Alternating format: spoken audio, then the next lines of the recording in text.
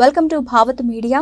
Kukatpally Allapur division ముఖ్య కార్యకర్తల సమావేశం పాల్గొన్న ఎమ్మెల్యే మాధవరం కృష్ణారావు, మల్కాజ్గిరి పార్లమెంటు బీఆర్ఎస్ అభ్యర్థి రాగడి లక్ష్మారెడ్డి, కార్పొరేటర్ సభ్యా గౌస్ ఉద్దీన్, డివిజన్ అధ్యక్షులు ఐలయ్య, సీనియర్ నేతలు, మహిళా యువజన నాయకులు, ఉద్యమకారులు.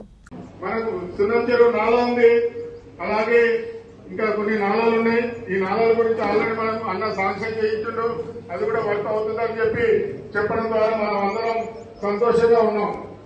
ఇంకా మనకు ఇప్పుడున్న 30 బస్తీలలో ఎక్కడ చూసినా సరే, ఏ ఒక్క కార్యకర్తను అడిగినా సరే, ఎవరే అభివృద్ధి చేసిందంటే సభ్యా మేడం, కృష్ణారావు అని అంటారు తప్ప కాంగ్రెస్ పార్టీ అని, బీజేపీ పార్టీ అని ఏ రకంగా ఎవరు వాళ్ళకి చెప్పడానికి నోరు కూడా రాదు. ఎందుకంటే నిన్న మొన్నటి దాకా కాంగ్రెస్ కార్యకర్తలు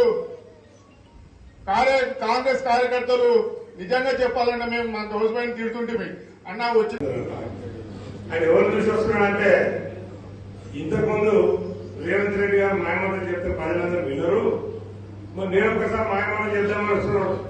ఆయనకు మన మల్కాజ్గిరి పార్లమెంట్ కి సంబంధం ఏంటి? ఆయన హుజరాబాద్ ఉండే వ్యక్తి, మరి అక్కడ చెల్లని పైసా ఏడాది చెప్తుంది, అక్కడ చెల్లని రూపాయి ఇక్కడ వెళ్తుంది. మిత్రులాగా గుర్తుపెట్టుకుని అందరూ చెప్పండి మన వాళ్ళకి. మరి హుజరాబాద్ నుంచి వెళ్ళి ఆయన కూడా హాయ్ చెప్పుకొచ్చిన హెలికాప్టర్ తీసుకొని వచ్చి మళ్ళీ బాయ్ అని చెప్పిపోయి మరి ఎక్కడ ఉంటాడో మనకు తెలియదు. మరి ఇంకో సోదరణ వస్తుంది, సునీత మహేందర్ రెడ్డి గారు మీ అందరికి తెలుసు.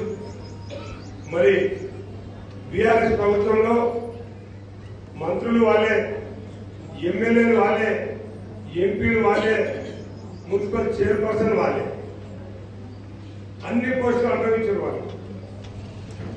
3 నెలలైంది ప్రభుత్వం లేక. మరి 3 నెలల్లో కూడా రూపాయి లేకుండా మరి పార్టీ ఫిరాయించి కాంగ్రెస్ పార్టీలో పోయి మరి వాళ్ళ డమ్మి టికెట్ ఒకటి తెచ్చుకున్నారు.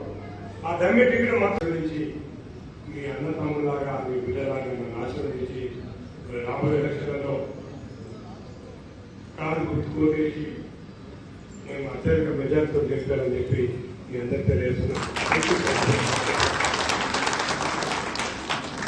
జై తెలంగాణ, జై తెలంగాణ, జై కృష్ణ, జై కృష్ణ. Thank you.